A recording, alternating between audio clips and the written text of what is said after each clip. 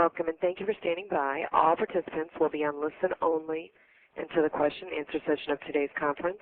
I would like to remind participants that the conference is being recorded. If you have any objections, you may disconnect at this time. I would now like to turn the call over to our first speaker, Ms. Alice Ewan Walker. Ma'am, you may begin. Thank you. Thanks to everyone for joining us today. My name is Alice Ewan Walker. I'm Executive Director of the Alliance for Community Trees, and am glad that you've joined us today for the Brown Bag Lunch Series, which is a monthly webcast held at the lunch hour. The trainings leverage local success by amplifying to a larger audience two model organizations' methods, materials, and approaches. Sessions are planned to last no more than 1 hour, with two presenters speaking on the same topic from slightly different perspectives, each for 10 to 15 minutes, followed by 10 to 15 minutes of questions and answers. This session is approved by the ISA for 1 CEU hour and by SAF for 1 CFE Category 1.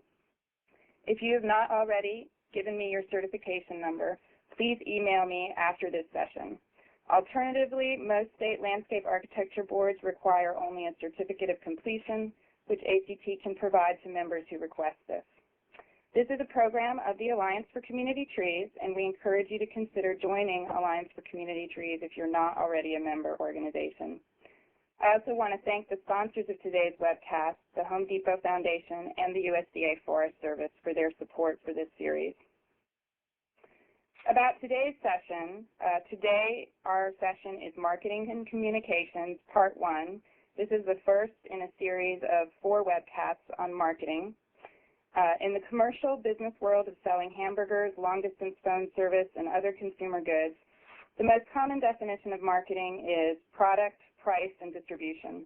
In other words, marketing defines the specific product or service being offered, establishes the pricing strategy, and identifies the channels of distribution to get the product to the right consumers. Conservation groups are not in the hamburger business, but they do offer specific services to a target audience. Translating that into the tree world, marketing is a series of strategic activities or decisions to create value in the mind of a specific customer. For most tree groups, the focus is social marketing. In other words, influencing perceptions and awareness of specific audiences. I want to thank both of our presenters today and tell you a little bit about who we have on our call. Our first speaker today is Lori Kaufman, who manages Tree People's media, publications, public relations, and website activities.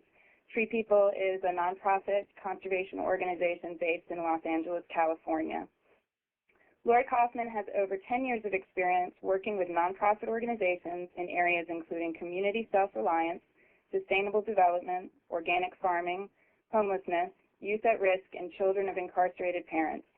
Lori has taught tree planting and organic gardening to youth and senior citizens in California and Hawaii's Big Island. She's written for the Journal of the Society of Municipal Arborists, The Daily Breeze, Southern Sierran, Santa Monica Mirror, and Resurgence Magazine. She's currently producing a series of videos about tree people and worked on the 1995 award-winning video, Hawaii in Transition, Vision for a Sustainable Future. Our second speaker today is Shannon Forcell, who serves as Public Relations Director for Keep Indianapolis Beautiful, based in Indianapolis, Indiana. Since 2004, KIB, an affiliate of Keep America Beautiful, is a nonprofit with the mission to unite people to beautify the city, improve the environment, and foster community pride. In 2004, Keep Indianapolis Beautiful underwent a complete rebranding process, including the creation of a new logo, organizational brand guidelines, and branding roadmap. In 2007, KIB launched the organization's local Neighborhoods initiative to plant 100,000 large shade trees in neighborhoods in Indianapolis by the year 2010. This summer, KIB moved into its new green headquarters, a building designed for Gold LEED certification with the U.S. Green Building Council. During Shannon's time at KIB, media and visibility exposure has increased by 100%, and website visitors have increased by 40%. In 2008, Shannon also managed the pilot My Tree and Me campaign, an innovative tree coupon campaign designed to encourage and promote tree planting in Indianapolis. So I want to thank both of our speakers for being with us today. For those of you attending the call, I want to also point out on your screen there's a tab on the four tabs over that says Q&A, and anytime during the presentation you can type in questions as they occur to you, and those will be queued up for the Q&A portion of the call, and we will read those questions out. In addition, at the conclusion of each speaker's presentation, we'll open up the line so that you can verbally ask any questions of our speakers. So without further ado, I want to introduce Lori Kaufman. Thank you, Lori, for being with us today. You're welcome. Hi, everyone. Hope you're doing great out there and across America with the tree organizations. I'm actually Director of Communications for Tree People, and I've been with Tree People for 5 years. So in the short amount of time that I have, I want to just give you an overview of some of what we do, big picture details. I know that most of us out there doing communications work for tree groups are very understaffed. It might even be not only that you are a staff of one, you might even be the executive director or program director, and you're responsible for communications. So I'm going to take that in mind, but I'm also going to give you as much as I can. So one thing to consider as you're looking at your communications and marketing needs is why promote yourself at all? You really need to think about your goals. So as you're with us on this call today, really think about, is a marketing need that you have raising donor dollars or raising money to purchase trees and materials? Is it to position yourself as one of the leading tree groups in your area? Is it to drive volunteers to your events? So be really clear about why and what you're wanting to market. So here's what we're going to cover in the amount of time that I have today. I'm going to talk with you about constructing your media toolkit. I'll also speak about increasing media coverage and handling media relations, and also giving and getting credit with other groups. And then I'll also share some online resources, since you can then go out and do a little sleuthing on your own about how to build your materials. So I'm going to advance my slide, if possible. Great. Okay. So why the heck do you want a media toolkit? Well, one reason is that you don't want to have to throw things together at the last minute when the press comes calling. Say you've got a big event coming up. Perhaps there's a crisis that occurs with your organization or with the folks you're working with. It's always good to have something on hand so that you're being proactive instead of reactive. So here's some of the components in your media toolkit. It's good to have a backgrounder about your organization. And I actually, in my next slide, I'll show you one of our fact sheets here at Tree People. Your backgrounder can include a list of your major accomplishments, when you were founded, other interesting details. You can also include a one sheet of your mission statement. You can include some recent press releases. You can include some news clippings. You could also, if you're doing, want to be really ambitious, you can have a disc with some of your photographs, photos of some of the folks you're working with, some of the trees, maybe a before and after shot. You can also include some of your flyers and some of your brochures. So we have some press kits that are always on hand here, but to be honest, they're always out of date because there's always something new happening. I have some press kits here from several months ago. We had a big fundraiser this weekend, and I just basically cannibalized my press kits, and I pulled things out, and I pushed things in, and then I was able to save a lot of time because I always have things on hand. So let's take a look at sample media kit materials. So here's one of our fact sheets. I encourage all of you to pull together a fact sheet. This might be something that an intern can do or a volunteer. You have some of your history, maybe something about your founder. If you're a new organization, this is a great opportunity to talk about some of the business partners that are coming involved, maybe one of your council members who stepped up. If you don't have a lot, you can fill in. You can also talk about why the heck you're doing this. You can include some facts and figures about maybe the low tree canopy cover, maybe the high asthma rates, maybe the stormwater runoff in your community. This is really a chance to sell some of who you are and what you do. You can also include an event flyer. This is one of our flyers. We have this as a template. You're welcome to borrow it. Definitely not the best template out there, but it's what we use. Always on your flyers, in your media kit, always make sure your URL is listed, your website, and a phone number and someone's email address. On our flyers, we always make sure that we give directions.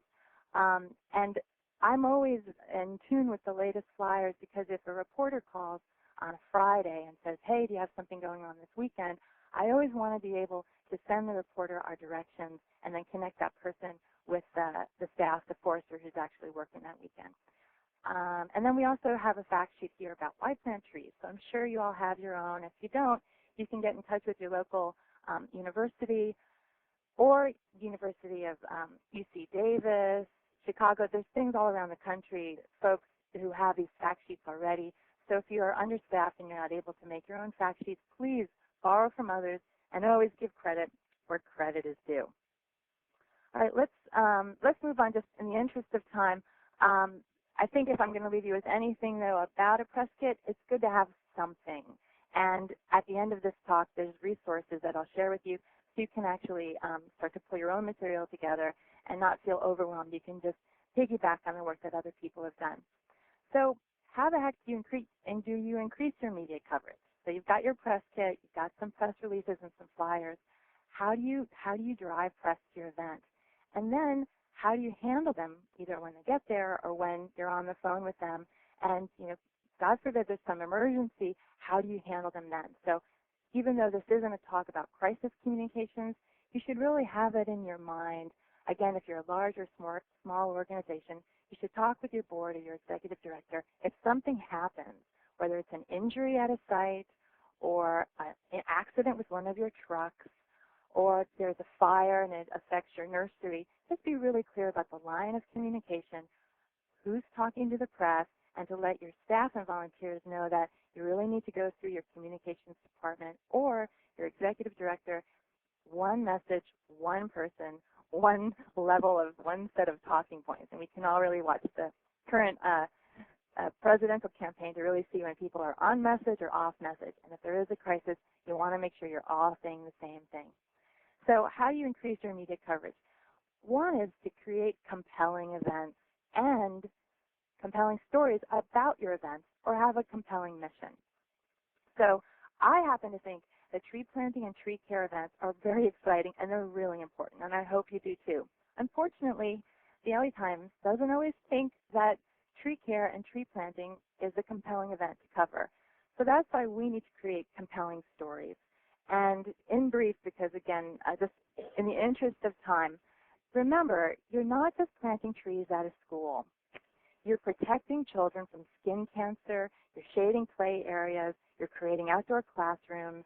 You see I'm building a story here. You're reducing energy use if you're shading air conditioners with your trees, and you're potentially reducing the chances of asthma on your school campuses. Here in Southern California, asthma is a very big concern because we have the nation's largest port down in the San Pedro area. So when we're doing tree plantings in the harbor area or down in Long Beach, we're always talking to the press about the importance of trees to capture and clean the air to reduce asthma rates. And I'm not just sort of talking off the top of my head or using my intuition. I'm always having some facts to back that up, whether it's an academic report or something produced by one of the government agencies, or maybe I'm referring reporters to one of our other NGOs here who are working on clean air issues. So again, you're hooking your tree planting or tree care event to a compelling issue that's maybe already in the news. Also, you want to think about, or rather reframe the notion that you're just planting trees. I'm sure you've all encountered this in the past. It's very frustrating to have to try to impress upon others the importance of planting trees. But what you can do is reframe. So you imagine like a picture frame around your tree. Now move that picture frame, and you've got your tree, and it's next to maybe a kid with a respirator. You're focusing on health. You're putting your tree issues into the public health frame. So at Tree People, one of the things we have is that we're helping nature heal our cities. So we really look at healing, not about saving the environment, but about healing and doing our work as healing asthma, etc. We're not making any claims, but we are sort of using that public health or healing frame. It's very useful, again, when you're trying to convince the media, but also donors or volunteers about why they should come out. The next bullet I have here is be bold. don't be shy. If you want to increase your press coverage, talk with reporters about your upcoming events. If you're from a small town, you know who the reporters are. You may actually shop in the same grocery stores. If you're from a larger town or a larger city, you can just also pick up the paper and see who's covering the important issues. It may be a features writer. You might not have an environmental reporter for your town, but you can access the editor or the reporters, talk with them about your events, and in your mind, remember, are you wanting to drive volunteers or are you wanting to drive donations, whatever those kinds of donations are? Or do you want to just get day of coverage? If a reporter comes out for the day of coverage, then they'll do a follow-up story afterwards. And remember, be bold. You can call them up. You can say, hey, I just had an event this weekend. We had 50 people, Boy Scouts, health workers, the neighborhood moms and dads, and we planted X numbers of trees. I've got some photos. It's a great human interest story. What do you think? And then you've got to really get in the mind of the reporter to see what they would be interested in covering. It's really easy to do. Just read the paper and see what's important to your local community. Reporters won't necessarily call you. You have to be bold and call them. You can also ask for briefings, the third bullet. You can ask for briefings. You can say, call up your local paper, radio station, or even television station and say, can I make an appointment to give you a briefing about our work? Everyone is greening themselves these days. Environmental stories are getting a lot of coverage. Let me tell you what we're doing locally in Cincinnati, in Hartford, in LA, in San Francisco, in Miami, wherever you are. You can also ask to get a briefing from the reporters or editorial staff. You can make an appointment and say, I want to know what you're covering, what's of interest to you, so I can bring to you stories that are useful for your readers, your viewers, or your listeners. And lastly, be brief but brilliant. You need to, all of us, learn how we can give a short statement. It's your elevator speech, 30 seconds or less, telling your grandma at the Thanksgiving table why your work is important. Reporters are busy. Don't waste their time. Really work on being brief. And you just have to practice. You can practice with your staff. You might be able to find a consultant or someone who's willing to donate their time to help you really fine-tune and get your message concise, brief, and brilliant. So let's move on to the next slide here. Giving and getting credit. We all know how much we rely on other nonprofits, on other agencies, on local business community. We really need to make an effort, all of us, on being humble and sharing the credit. So that includes sharing logos on press releases, sharing logos on your website with some of your partners, making sure if you're sending out a press release that you take the time and get an approved quote from your partners. You can hang each other's banners at your events. You can share each other's print materials. You can mention partners in your press interviews. Very important. You can also link to folks on your website.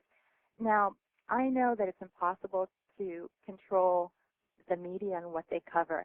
And there's times where Tree People is doing an event with lots of other groups, and we're the only ones that get mentioned, even though someone on our team has made the effort to mention the council members, the other nonprofits, the business communities, etc. You have to do the best you can, and the media, in the interest of time, is going to cut and slice the things that are most relevant to their story. So, gosh, I have 1 more minute. So here's what I'm gonna cover before we move on to some questions. So here are some online resources. I really wanted to give you guys something that you could then go off in all your spare time, to actually start to look and research to see how are other successful groups around the country doing this. So here's a few of them. I encourage you to go to the Spin Project website.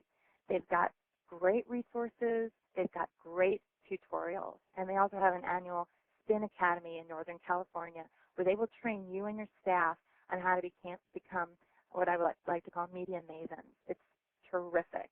Another one is Green Media Toolshed. They're in D.C., but they are a national group. They support environmental nonprofits, folks from all over the environmental spectrum, and they have a sliding scale subscription that gives you access to the Focus Bacon's media database. That's over 300,000 reporters and editors from around the country and around the world. They have other resources as well, If you decide to subscribe, please mention Tree People and we'll get a tiny little discount on our annual fee. It's a really, really great organization. Another one is Fenton Communications. Most likely these guys are out of all of our budgets because of the level and the caliber of their work. However, they have great online resources. And lastly, for those of you in Chicago, Community Media Workshop, they also have some online tips. I'm going to wrap up now and just say, thank you so much for your interest in this. We all know communications and media is imperative to the success of our missions. Too often it just gets shoved to the side because you don't have the staffing, the resources, or the capacity. But please, for those of you beseeching your executive directors, let them know how important it is to actually allocate some resources and staff to make sure that you can get your media work and your marketing work done to support your organization. Thanks so much, Lori. I really appreciate your presentation. And for those of you on the call, we'll be getting into greater depth on some of these issues on our next call on November 20th, which Lori will also be a part of. So bear in mind, this is the first in a series of 4 presentations on media relations. I'd like to ask the operator to open the lines up for questions. Actually, Alice, could I make an announcement first? Sure. We have a lot of people on the line who haven't been able to join the NET conference up to this point and see the slides. And we figured out what's going on. So for those of you who would like to join the NET conference, grab a piece of paper and a pen. I'm going to give you the URL to type in and the meeting number and the meeting passcode. So we'll just take a couple minutes to do this. And we won't take away from our second presenter's time. We'll just probably go 2 minutes over today. So for those of you that have it, the URL is www.mymeetings, altogether, mymeetings.com/N as in Nancy, C as in Charlie. That's www.mymeetings.com/N as in Nancy, C as in Charlie. And then once you are there, you want to write down this conference meeting number, capital R, capital G, 429-4328. That's capital R, capital G, and they do need to be capitalized, 429-4328. And then finally the passcode is 8848638. We'll just take a couple minutes, let people join in here. The operator has been one by one working with some of you and joining you in. We're very sorry for this confusion. Luckily, this is a recorded presentation, so this will be archived on the ACT website. So for those of you who want to go back and look at the slides, who missed them early on, you'll be able to do that after this gets posted, which is usually early next week. Thanks, Jill. Yep. So I think in terms of, does the operator want to open the line now and see if we have any questions from folks who've been able to listen in? Thank you. At this time, we are ready for the question and answer session. If you'd like to ask a question, please press *1. You will be prompted to record your first and last name. To withdraw your question, press *2. Once again, to ask a question, please press *1. One moment.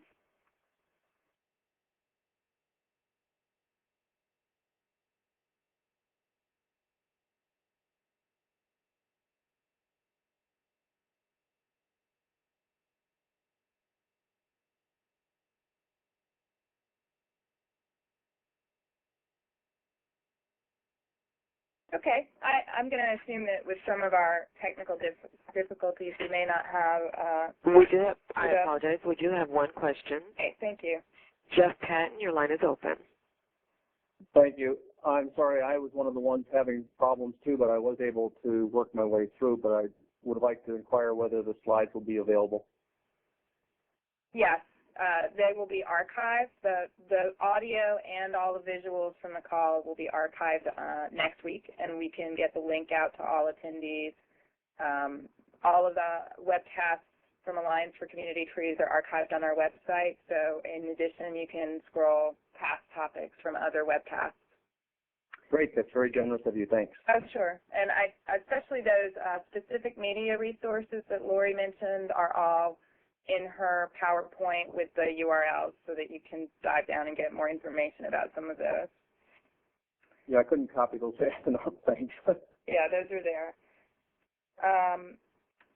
Any other questions from the audience? There are no further questions. Okay, great.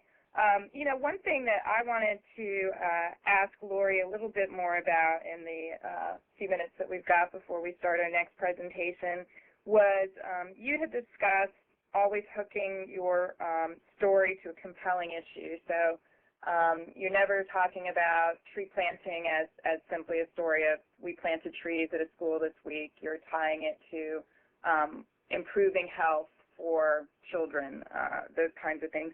How does Tree People go about limiting and prioritizing the issues that you frame your story around? Because I think many of us talk about trees and we sort of sprinkle a whole array of arguments around the tree planting.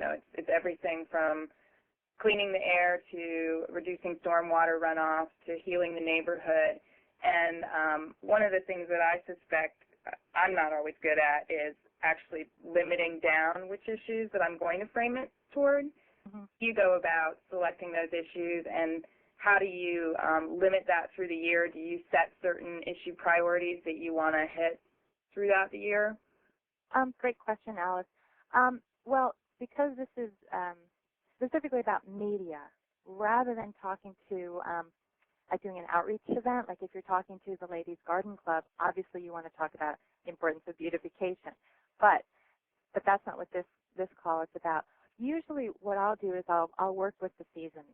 Here in Southern California, like most places, the winter is a big time that we're dealing with stormwater, unless you live in an area that has snow, and those issues come later. So in Southern California, when I'm talking or pitching reporters or editors, in the winter I'm talking about stormwater runoff and the importance of trees to mitigate that problem. In the summer, I'm talking about the drought issues and water, important role that trees play to capture, clean, and store stormwater in the winter so that we don't have as much of a severe drought. But it really depends on the neighborhood where we're planting. Remember, we plant in all of LA County, so we have a lot of different things going on here in terms of health, environmental justice issues, beautification, etc. So I'll usually fine-tune, but I'll be very careful to not roll it all out at once. Hopefully I'm going to have more than one conversation. But you really have to sort of get into the shoes or the work boots of whoever it is you're talking with to think what would be of most interest to them. And it might be health, it might be beautification, it might be stormwater or rainwater runoff, and it might be neighborhood crime issues or neighborhood cohesiveness. But I won't spew all of it at once, and I really use that word intentionally, spew, because often the result is that the reporter or editor will just kind of back off. You can just feel their energy sort of like pulling away because you've overshared, and they really just want to have just a couple of points, and that's enough. So I'll look at the seasons, and that's how I'll frame my messages throughout the year. Or unless there's some major there's a major fire happening, which has been happening a lot in the fall here in Southern California, that's when I'll really look at air quality issues as well and the importance of trees for air. Thanks. The other thing I wanted to ask was if you could share your elevator speech with us. Okay. So I'm in an elevator, and I've got the environmental reporter for the New York Times. Okay. So I press the button, and there we go. I'll start talking. I'll say, Tree People's work is about helping nature heal our cities. And we do that in 3 ways. First, we plant and care for trees in the urban environment. Second, we educate and teach children and adults about the environment. And lastly, we work on critical water issues facing Southern California. Then I'll pause and see which of those areas might be of interest to that reporter. You can usually tell because their eyes light up or their eyes glaze over. Or if I maybe know who the reporter is and I know what they like to cover, I might say, oh, I know that you cover critical water issues. Do you know? And then I'll go into whatever our talking point is about the important roles that trees play to protect and preserve our water. So that little 30-second section, we've had trainings with our staff, and we've worked it, we've workshopped it, we joke, we have songs about it. When I say songs, I mean not really nice songs necessarily, but we just sort of chide each other about these talking points and who we are. So that way you can just sort of open your mouth and start talking to get them interested. So you actually go through training with your staff so that they're saying exactly the words you just said. We do, and no, we're not robots, and I know that, and they know that I know that. However, we worked long and hard with a consultant who actually donated his time to come up with our slogan of helping nature heal our cities. It really does sum up what we do, because tree people, we're not just about planting and caring for trees. We also have one of the country's largest environmental education programs, and we do work on critical water issues with underground cisterns and infiltration fields and all this infrastructure management work. So we really wanted to come up with something that described who we are, and we needed to make sure that the staff understood it. So yeah, we took the time, and once a year I do a media training for staff, and we have mock interviews with a microphone, and I pretend I'm a reporter, and everyone gets up and they get a little embarrassed sometimes, but it's also really important to practice. Well, thank you. I see it's 2:30, so I want to thank Lori, and she is going to stay on the line through our next presentation so that at the end of the call you can feel free to ask questions to either of our speakers. Our next speaker is Shannon Forcell, who I introduced earlier, but just briefly, Shannon is the Public Relations Director for Keep Indianapolis Beautiful. And Keep Indianapolis Beautiful is going through a real expansion of their brand and their presence, and she's here to share with us how KIB has gone about really solidifying its brand in the marketplace in Indianapolis. As you're listening to the presentation, those of you who are now able to interface with the graphical interface, there's a Q&A tab where you can feel free to enter questions anytime during the call, and we'll address those at the end of the call. So thank you very much, Shannon, and welcome. Thank you. Thank you so much, and good afternoon, everybody. Thanks for taking part in today's presentation. And I am talking about Marketing 101, so some of these things might be a refresher course for all of us. I realized when I was actually doing this that it's always good to be reminded of the kind of the basics of marketing when you look at things, because we can get so caught up in getting things done and trying to have deadlines that sometimes we forget the very basic things that help us to make our lives a little bit easier with all of this. So I work for Keep Indianapolis Beautiful, and we're a nonprofit, and we are an affiliate of the Alliance for Community Trees and also of Keep America Beautiful. And in 2006, we launched Neighborwoods, a campaign to plant 100,000 trees in 10 years. And it's been going really, really well, and we're very excited about it. Our mission is to unite people to beautify the city, improve the environment, and foster community pride. And our core programs are more than just trees, but community forestry is one of those. And it looks like one of my buttons is screwed up there, but the second one is litter cleanup and recycling, green space and gateways, and education and youth. So we do several different kind of community beautification things. And Alice was talking a little bit about this earlier, but the 4 Ps are kind of the basic marketing theory, and I'll just briefly go over these again and how they translate, because often when you're saying product, we're not really selling something. We're selling trees and the benefits of trees. So that's kind of our product in this conversation. Price is the cost or the value to the target audience that you're talking to, and that relates, Alice, to the question kind of that you asked, and in what we look at when we're looking at what kind of quotes to use for the benefits of trees, because there's so many, is who is the target audience that we're talking to, which, you know, lets us kind of decide what kind of the benefits we want to focus on to that. Placement is where and when the product is offered to the target audience, and also kind of distribution, how you distribute that message. And promotion is the tools that you use to inform and persuade this target audience. advertising, publicity, events, and those kinds of things. The tools that you should have in your toolbox, kind of at the ready, is maybe an organizational brochure or at least a fact sheet of your organization, press releases, your website, and I think websites in the times that we're in now are becoming increasingly important. And we are choosing here at Keeping Apples Beautiful to get ready to launch a new website and put a big focus on website. And obviously for those of us here that are interested in trees, having less and less items that are on paper is a good thing for walk in and talk. Online and print newsletters, promotional videos that you might have, advertising campaigns, and then promotional events. And then the media kit, which was covered by Lori, which we really have very similar things that we would keep in there, fact sheet or brochure, key press releases, a letter of introduction, depending on who it is, and a disc of digital photos. It's really important because we're kind of learning this even more as we go along, that the photos that you put on the disc, if at all possible, should be a large file photos of 300 print DPI, so that just at any point the media can take those and put them in the paper or the kind of publications that they'll be using. So if they're print ready, they're ready to go, and there's a better chance they'll be used. We sometimes use testimonials, and then we always make sure we have a business card depending on who it is that's using the kit. So the first thing that you need to do is define your goal. What are you wanting to get out of the marketing efforts? And the more specific that you can get, the easier it is to kind of create your message and kind of go along the 4 Ps as you go along after that. Are you trying to get people to volunteer for projects? Are you trying to get donations? What kind of call to action? Do you want them to register on your website? Do you just want them to know more about trees?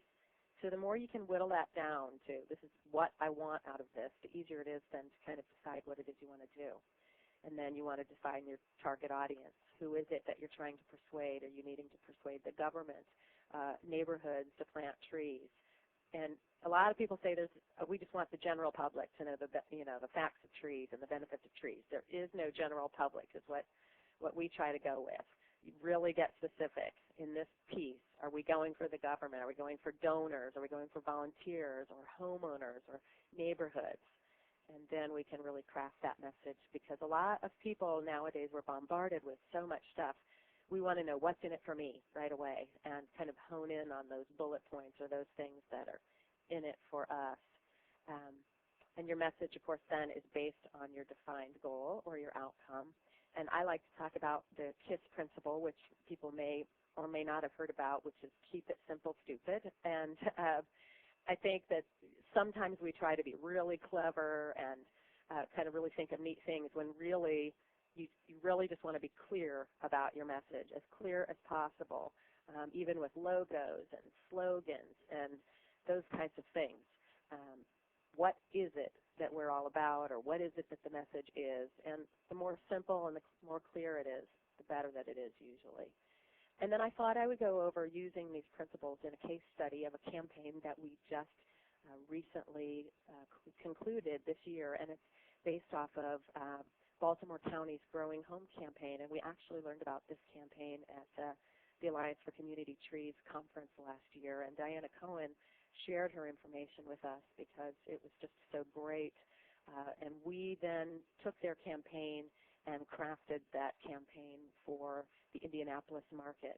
And basically, because we're trying to plant 100,000 trees here in Indianapolis, we are planting large trees, not just seedlings or small trees. They have to be at least an inch caliber, and they're about 8 foot, 6 foot, 8 foot.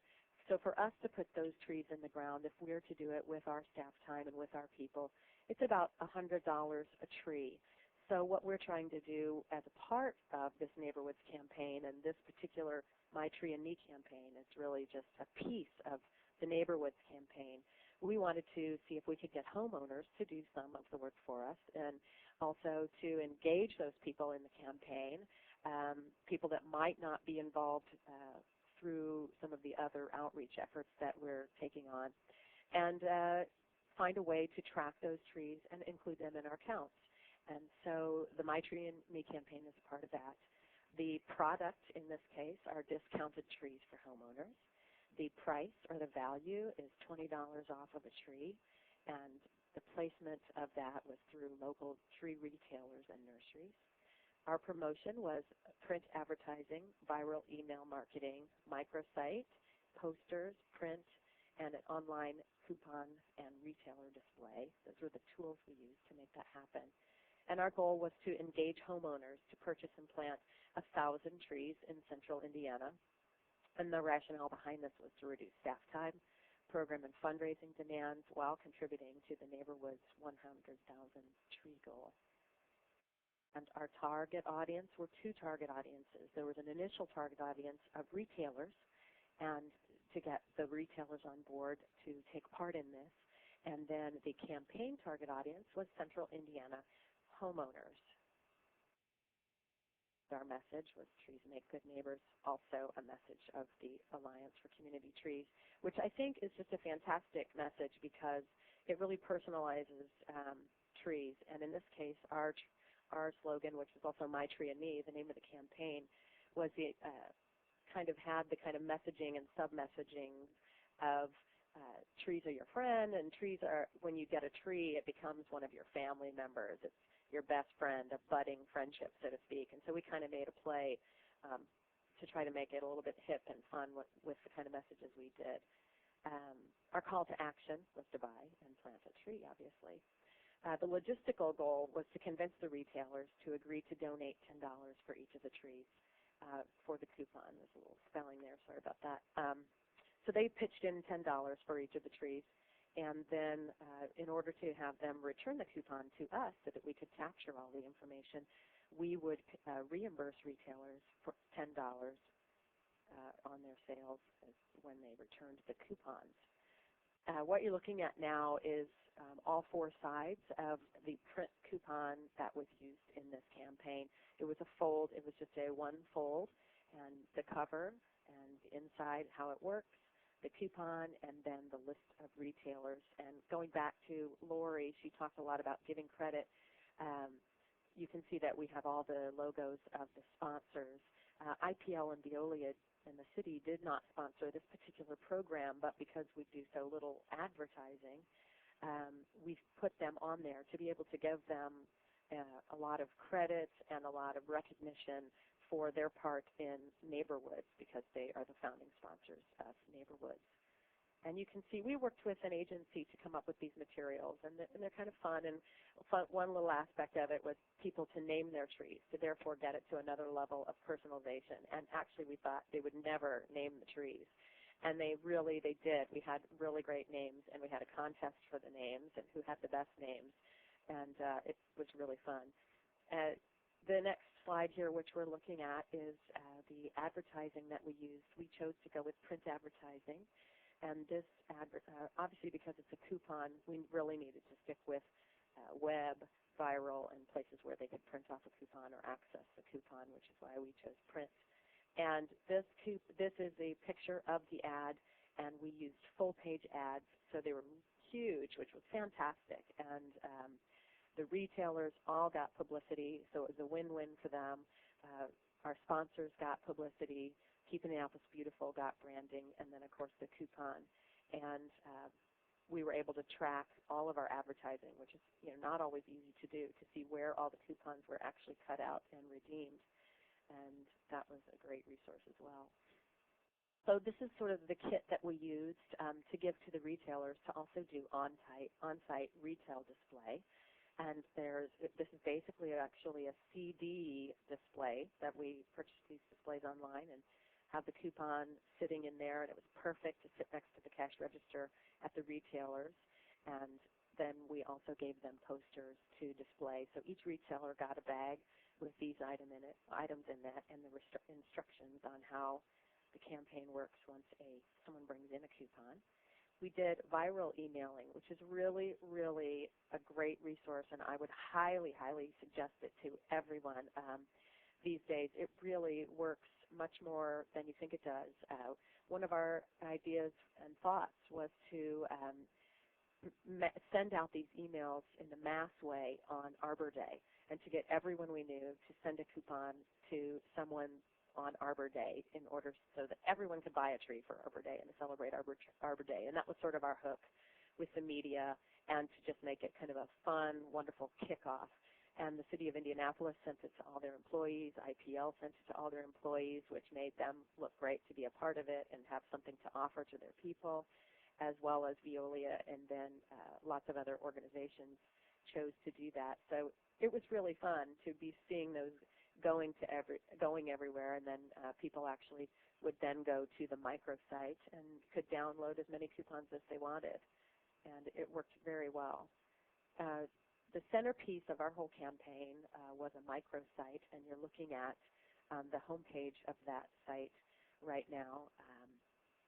And I thought they just did a fantastic job on this site, and I would encourage taking a look at it because it's also an educational site.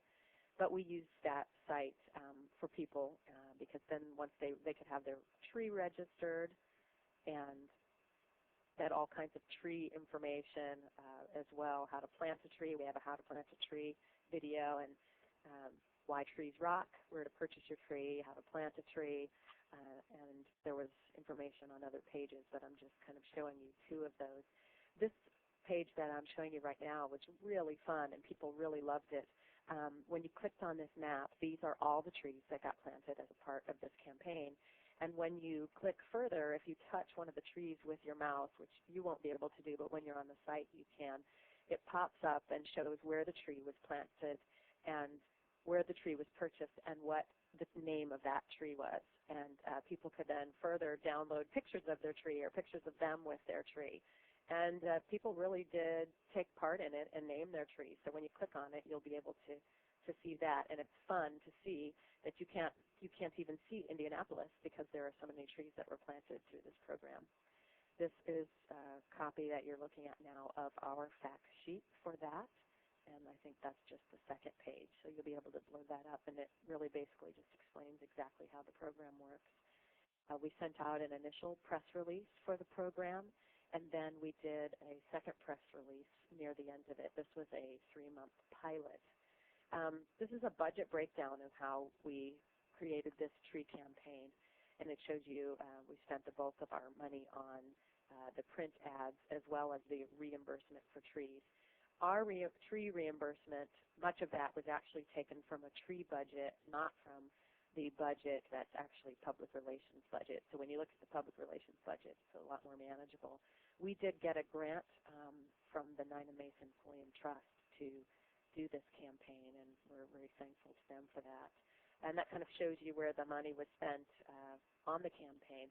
And this is sort of how we distribute it. We had 5 full-page ads in print media, a kickoff event on Arbor Day, viral email distribution on Arbor Day and midway through the campaign, and then the final week, coupon distribution at Earth Day and other festivals, posters, coupon distribution, and displays at all the retailers.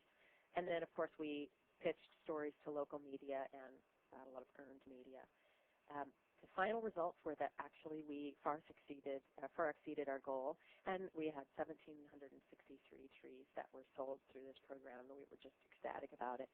So the cost of the trees for us is $100 per tree, and through this program it costs only $28 per tree, $29 per tree to get those in the ground. So we were just really excited about how this program worked for us, and in addition to the fact that it reduces the fundraising, it allowed us to have all kinds of public media and advertising. Here, it appeared in the media 21 times. Some of that was purchased by us, but a lot of it was also earned media, and the value of the media exposure alone was over $16,000. We had over 86,000 people visit the website, and the total amount of people reached through this campaign was over 2 million. And in addition to that, 1,763 names were targeted, and we have all of their contact information and email, and it's all captured in spreadsheets so that we can have possible future tree education, reminding people to water their tree or how they prune their tree or how they mulch it, and begin relationship building with a really targeted audience for fundraising. and these trees are also going to be able to be tracked and measured to show their environmental impact, which is so that was that campaign and how that works with the general marketing theory. And I have some resources I wanted to share with you too, a great website for nonprofit marketing that really goes in depth and gives some great great information from websites, the press releases, the taglines, etc. And a really great book that I recently read called Made to Stick, which is how to really get these great ideas, how to get them to stick and come up with great ideas that work. And then I just have some final random thoughts of what I've learned. And that is, the first one is don't reinvent the wheel. And a classic example of that is this campaign that we just talked about. We kind of looked around at what other tree organizations are doing to get trees planted and trees in the ground. And Baltimore had a fantastic campaign, and we actually worked off of something that was already existing. So that's one of them. Spend money on good design for brochure and website. We've just consistently learned that over the years that people that do good design really makes a huge impact on your pieces and the way that your pieces look when they're presented to other people. Track your media and save your clippings and use a media clipping service. They're not expensive at all. If you can save all of your clippings, you'll be able to give those to major donors, which is one of the few ways you can show kind of tangible results for what their money is doing, and they love to see their name in lights, so to speak. Take time to give credit to partners and sponsors. It's really, really important and crucial and can make or break relationships. Keep learning like you're doing today, going to seminars and listening to webcasts. And finally, make it fun. A lot of times when we're doing this work about tree facts and research about trees and those kinds of things, we have to be careful not to make it seem extremely dry, and there are lots of ways to make trees fun. So, and a great example, our tree team came up with an idea last year that's gone so well. As Lori was talking about, sometimes the media aren't as interested as we would like them to be in, coming out to our tree plantings and things. So they have started this last year, and they're having a midnight tree planting in costume. So everyone's planting trees in costume, and there's a costume contest, and there are 2 bands that are going to be there, and there's food. And local publications have sponsored this, and so there's advertising everywhere for it. And they're planting trees in costume, and it's a really great evening. So think of fun ways to make it a good time, even while you're doing really great work in the world. And I thank you so much. Thank you, Shannon. That was great. At this time, if folks have questions, you can type them in on the Q&A interface, or I'm also going to ask the operator to please open up the lines now for any questions. Once again, if you'd like to ask a question on the audio portion, please press star 1.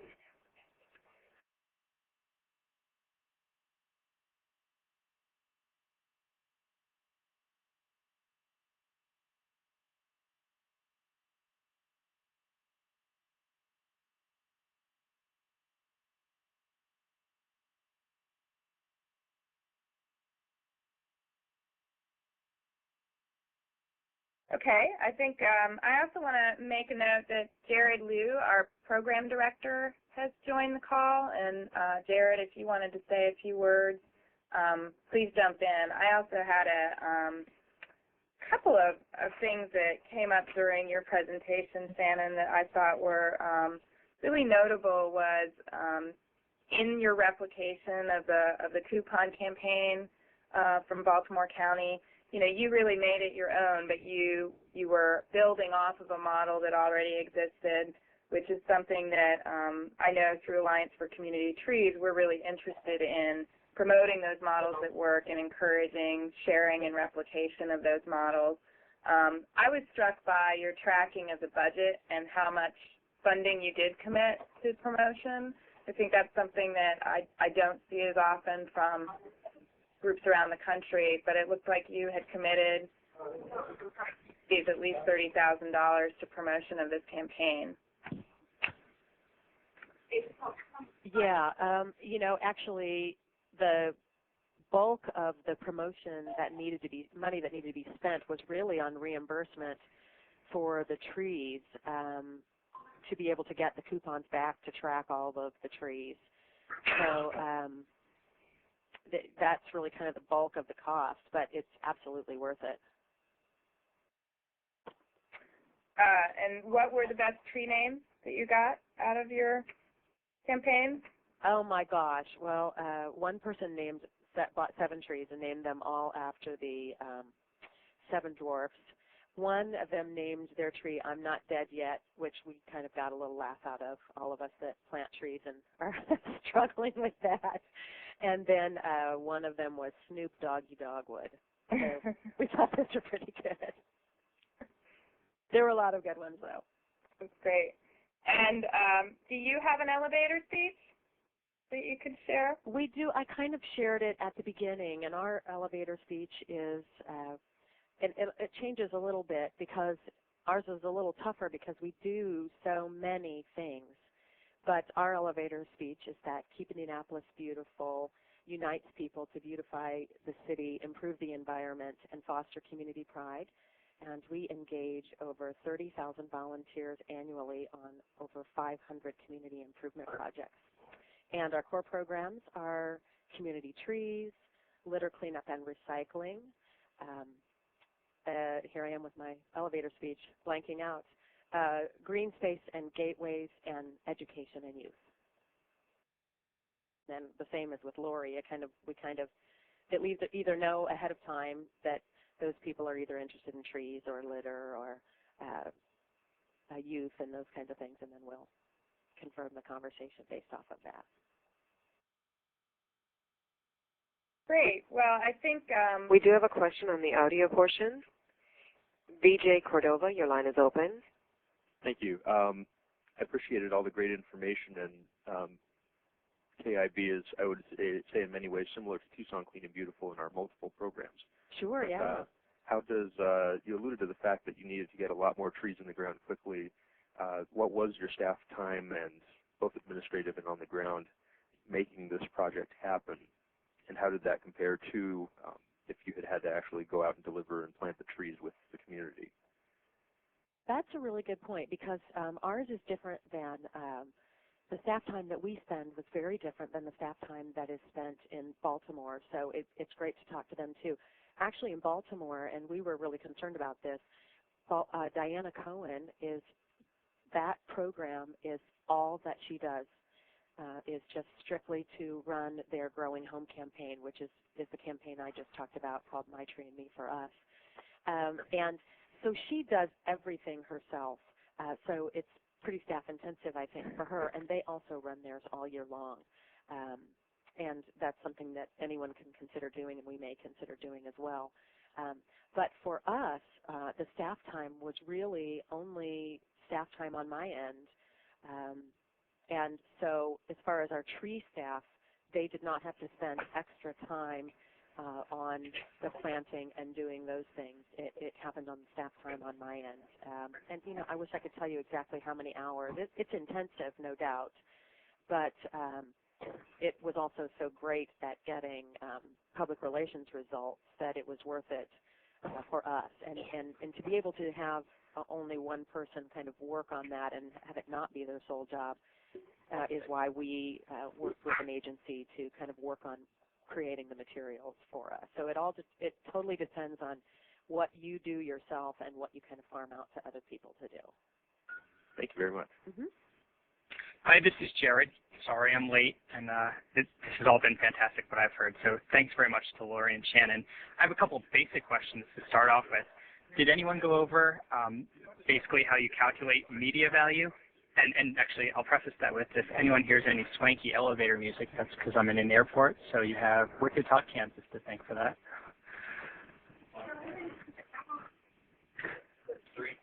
I don't think anyone's talked about that. I know that Lori and I didn't, so I can tell you how we track media value, and some of the media value is easy to track, some is virtually impossible to track, and some is a big guess.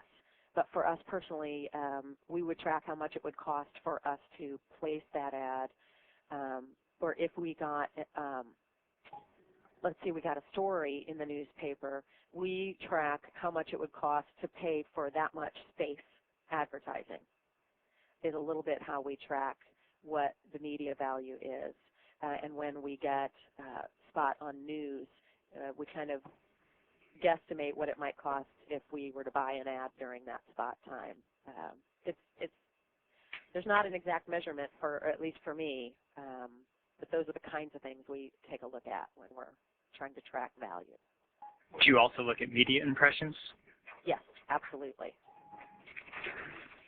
So we have kind of a value and then a media impressions using both of those. We track how many times did it appear in the media, how many people saw it, and how much we think that was worth. Great. Do you also have a formula or any kind of way that you figure out how much or how often to thank partners and sponsors? We thank them every time we can. There's no formula to it, but we're constantly trying to think ways that we can include them, especially our big donors.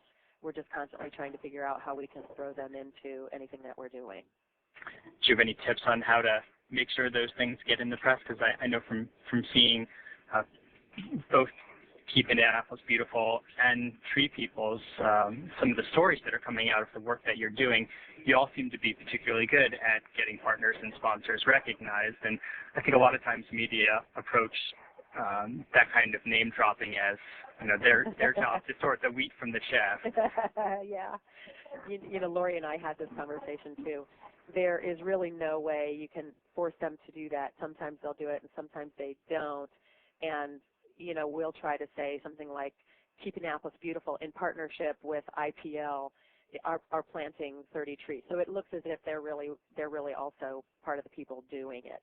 When there's a lot of partners, it's just very difficult to do that. And one of the ways that we try to take care of that is by sending the release ahead of time to those partners so that they see we're making an effort to try to get their name out. And if the name wasn't mentioned, they know that didn't really come from us. Okay.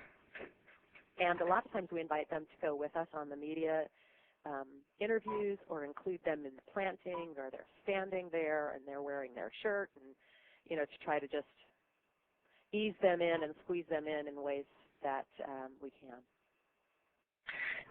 Do you do any kind of work or public relations or whatever it might be to figure out who your members are? So, who the people are who are coming out to plant trees, who the people are who are giving you donations. And I'm particularly thinking about in terms of what businesses you might want to market to as wanting to market to your members. So following it down a couple of steps in the line. Do you do anything on those lines of marketing? We have it in an in-depth way. Currently, we know who those people are, and we kind of have a general idea, but it seems like that's another layer and maybe we just haven't had the time to kind of get to that next layer. So I guess we would say no to that. We track all of our members, and we track all of our donors and sponsors, and we certainly try to combine those and do cross-promotion whenever we can.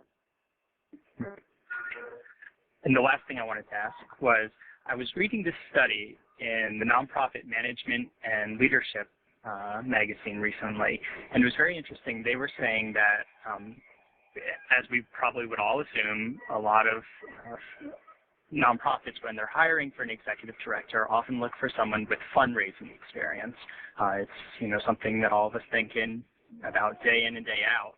But then they went back and they looked at the job performance of the executive directors and found that the ones who had fundraising experience and marketing experience tended to be the ones who were the most successful. And I'm trying to remember what the exact reasoning was, but it was, it was about how they were able to connect to people and align what they do with how people are thinking.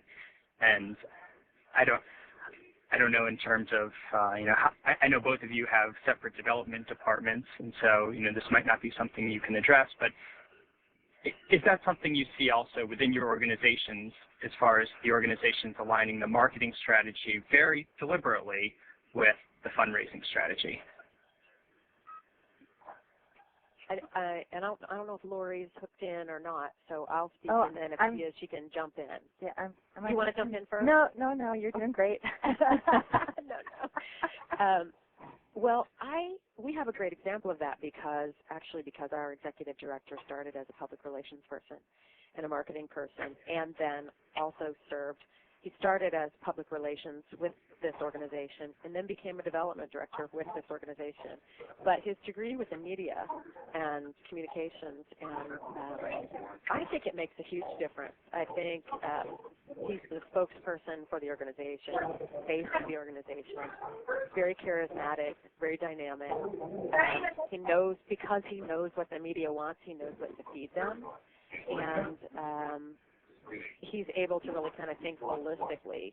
The organization prior to Dave was not focused on public relations and marketing, and I think there's been a big change since there's been a focus on adding that back into the mix. I really think it's an invaluable thing, and it's unfortunate that oftentimes it's at the bottom of the budget scheme, and a lot of people won't even have a public relations person. But yes, I think that's, at least in this organization, we have found that to be true. I'll just answer that also. It's a great question. We also have a founder who's been with us for a long, long time, who didn't have experience with media, but he just sort of has a natural knack, and does great interviews and is a really great strategist. However, learning how to give good interviews, excuse me, and talk with the media and have that kind of mindset that some of us automatically have that as a knack, and other people can be trained. It's a learned skill just as much as it's an innate skill. So I would encourage you to try to get some media training for your spokespeople, for your staff, anyone who's going to potentially speak with the media. But some people just don't like to do it. So I wouldn't force or push anyone to do that. We have an executive director who doesn't really do much in terms of interviews, but our president and founder does. And I know resources can be very scarce for this. So in most cities, there's a nonprofit management group, or there's a foundation who tends to work with environmental or social justice groups, and you can approach those nonprofits or nonprofit management groups and see if they're willing to do a spokesperson training or a media training. In Los Angeles, the Liberty Hill Foundation does that. So I would encourage you to really use this as your growing edge for your organizations, to try to get some training for people who are maybe a little shy, or maybe they're naturally gifted, but they've just never done it, and so that's their hesitancy and reluctancy. And also marketing and development. We market to our members, and we also market to our volunteers, but we rarely use the M word here at Tree People. It's very rare that we do that. We really speak about our communications work, our outreach work, and our development work. So I don't really have an answer other than we just don't use that M word very much. M word. We have a question online. What's the definition of viral marketing? Oh, good question. Because it does sound not so great, doesn't it? It's sending viruses to everybody. Viral marketing is just getting it out in a mass email, and then other people sending it to people, and then those people sending it to people, and getting it out to lots of people, not via spam. All right. Is that understandable? I think so. I'll just add to that. It's like you get an email from a family member that says, you got to check this out. And maybe it's a really cool video on YouTube, or it's those 10 things that all moms really should know, but they don't. Anything where you're just going to pass it along to your most intimate people in your life. And so those are the kinds of things that we tend to open. I'll open something from my mom, but I might not open something from someone who I don't know their email address. So that's the viral marketing. Yeah, so say you might open something from Bob the plumber. Much. Does the operator have any questions in queue? There are no questions. Okay. Alice, anything back to you? Great. Thank you very much. There are no other questions in queue on my end either. I would say on the viral marketing, the one other piece to that, I think, is that I'm seeing more and more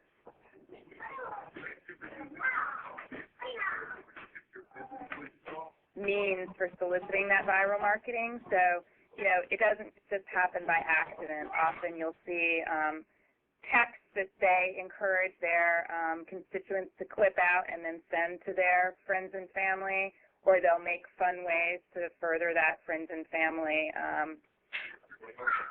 It is really a gaining sector for communications. Well, I just want to thank both Lori Kaufman and Shannon Purcell for a great presentation today. We are going to have our second in the series on marketing webcast on November 20th, and that will return us to our regular webcast schedule of the third Thursday of the month at 1 p.m. Eastern Time. So I encourage you to all participate in that, and in the spirit of viral marketing, please let somebody else that you know about the program if you found it valuable today.